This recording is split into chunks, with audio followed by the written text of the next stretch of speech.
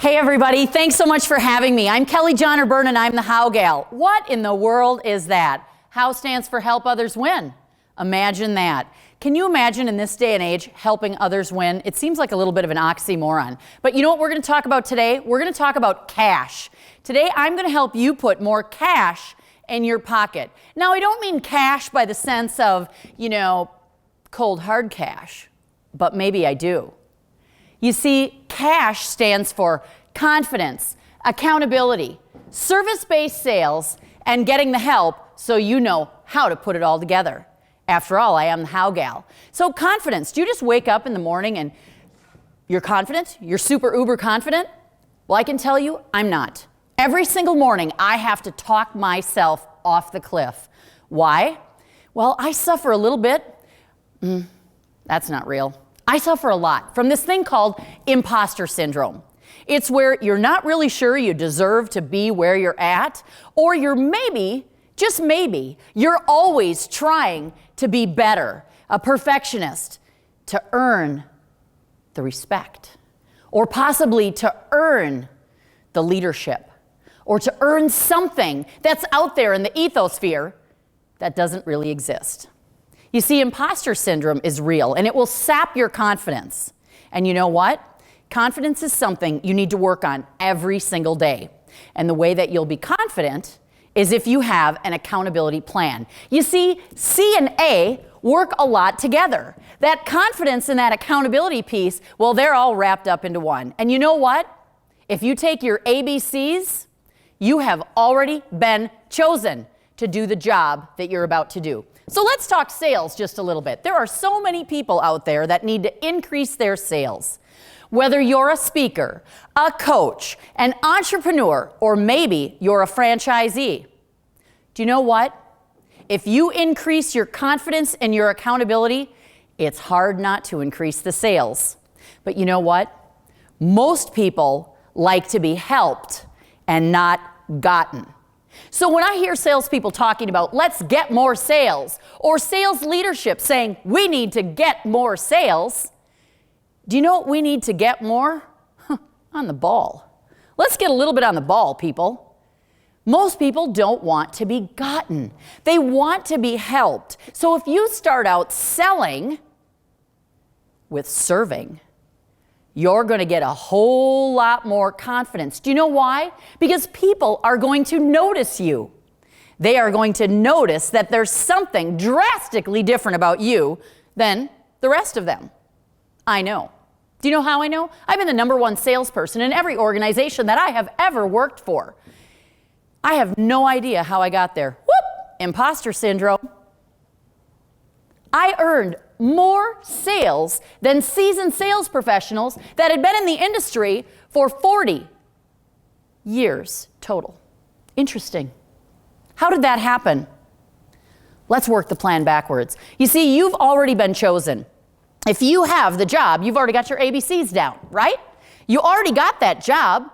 So now, how do you move forward to put more cash in your pocket? Confidence begins with a plan. And it's this simple. It's self-talk. You see, you say more negative things about yourself than anybody ever has. And if you don't think so, just get yourself right out of high school.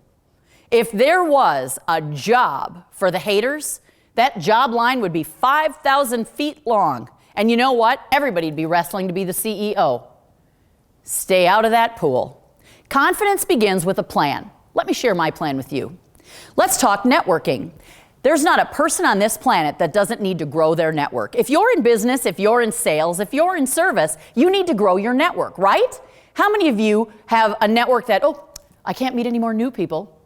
Don't give me anybody new. Everybody needs to meet more new people. By nature, if you're not growing and growing in contacts, you're going backwards. You're going back, way back.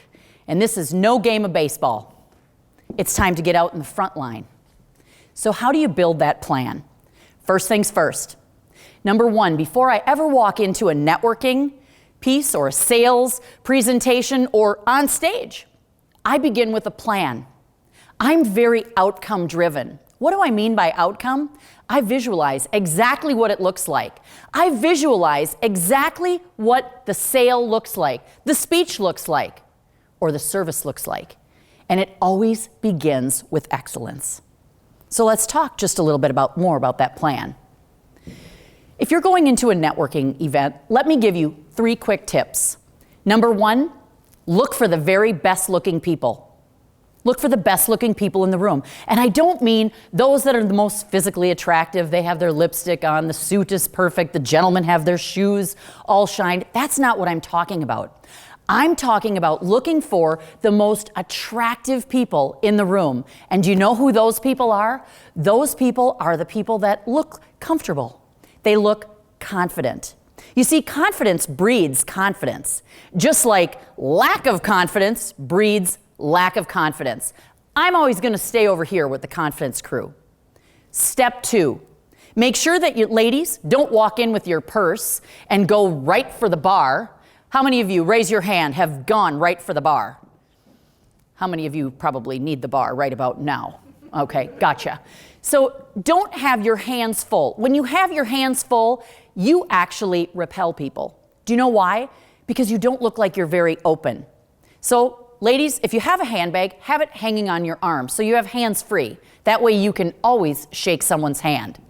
I look for 3 people. I could be in a room full of thousands of people at a conference, but I'm not going to try to meet everybody. You see, that's the great misnomer in all of business. I want to go to a place where there's tons and tons of people. No, do you know where I want to be? I confidently want to be where the right people are. When you're in the right room with the right people, it's easier to be confident. And that's part of your accountability plan. And that's going to improve your sales.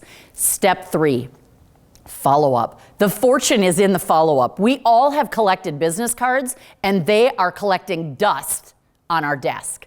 That's unfortunate. For me, I want to teach you one quick little tip. And this is one quick little tip how to network, no matter if you have a business card or not. We all have a phone, so ladies and gentlemen, pull out your phone. Here's your permission. I'm pulling out my imaginary phone. Here it is. Hi, Bob, how are you? Oh, it's nice to meet you. What's your name? My name's Kelly. Excellent. Bob, tell me a little bit about yourself. I like to ask first. Do you know why? It helps me breathe.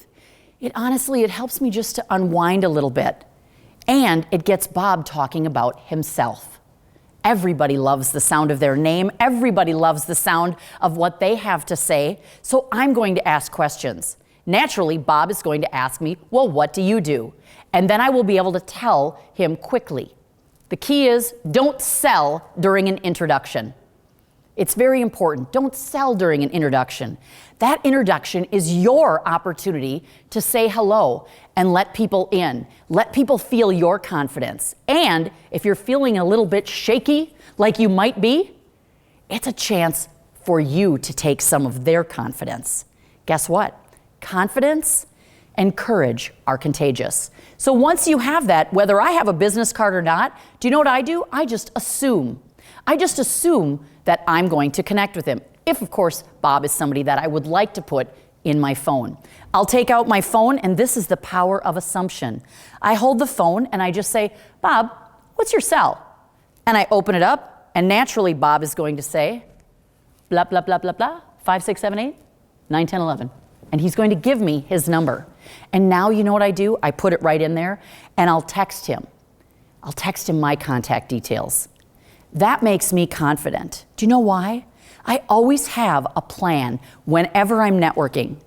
So you know what? If you want to increase your cash, then I think you should increase your confidence, your accountability, serving to sell first.